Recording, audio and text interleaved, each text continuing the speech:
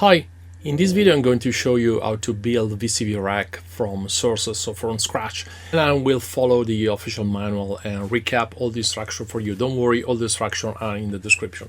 So first of all, if you haven't done already, you should install Homebrew, which is the package manager. So you get to the Homebrew website and you simply copy and paste this command. You will find the command in the description, or you can copy it from the Homebrew. It's just gonna take you a couple of minutes, maybe, depending if you have already installed something. In my case, I already had Homebrew installed, so it's probably just updating something. So I'm gonna skip this part and speed up the rest of the installation. And the second step is to install all the dependencies, so basically all the software that VCV Rack needs in order to run. So you need to install using brew install and followed by a list of software that you need to download. This is gonna take some time, depending again if you have already installed something. In my case, most of the top software is already there, it just needs some updates. So again, I will skip the following part. I will speed up all the remaining part so you don't have to watch until the end.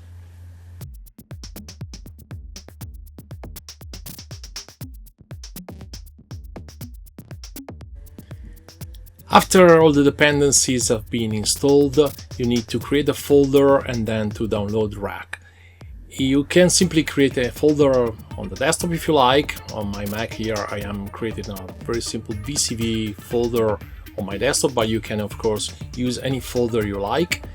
And then in terminal, you simply cd to the desktop or to your folder, and then you need to cd into this folder VCV Rack, and then you need to download everything from GitHub. So using the git clone command followed by the URL of the project, you're going to download everything from GitHub. Again, everything is in the description, and this is going to take maybe a few seconds because Rack itself is not huge, and so it's just about, I think, 20 megabytes or so, depending on your internet connection. It will take about, you can see, about 20 or 30 seconds. And after cloning Rack, you need to clone the submodules. So again, other projects that are included in the Rack sources. So you simply need to cd into Rack, so go into that folder. So you simply type cd Rack in order to go into the folder, and then you again execute. You can execute ls to see what's inside the folder, and then you again execute a git command, git submodule update init recursive. This is gonna probably take some time, a little bit of time, depending again if you have something already installed. It's gonna take maybe a few minutes. So again, I'm skipping and I'm speeding up the rest of the process.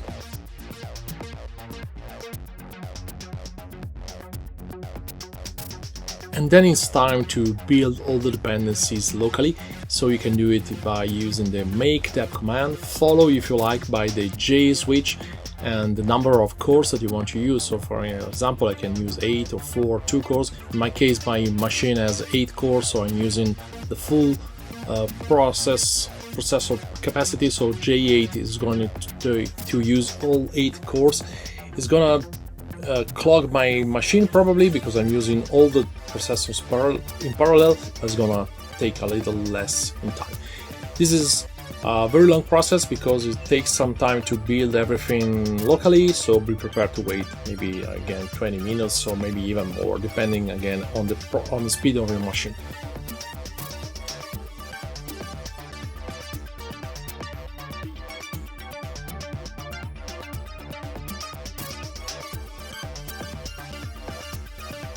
One eternity later.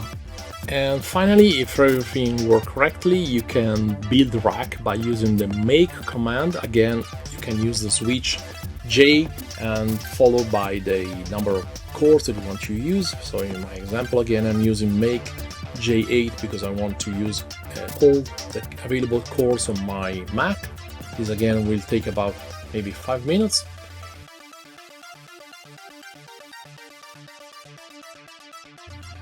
And if you get this far, we are now ready to launch Rack by using the make run command, which will simply run Rack. If you run Rack for the first time, you will probably complain that some of the modules are missing because we have a predefined template which uses the fundamental modules which are not included in the distribution, But Rack is installed with a very basic set of modules, as you can see, so now everything is complete.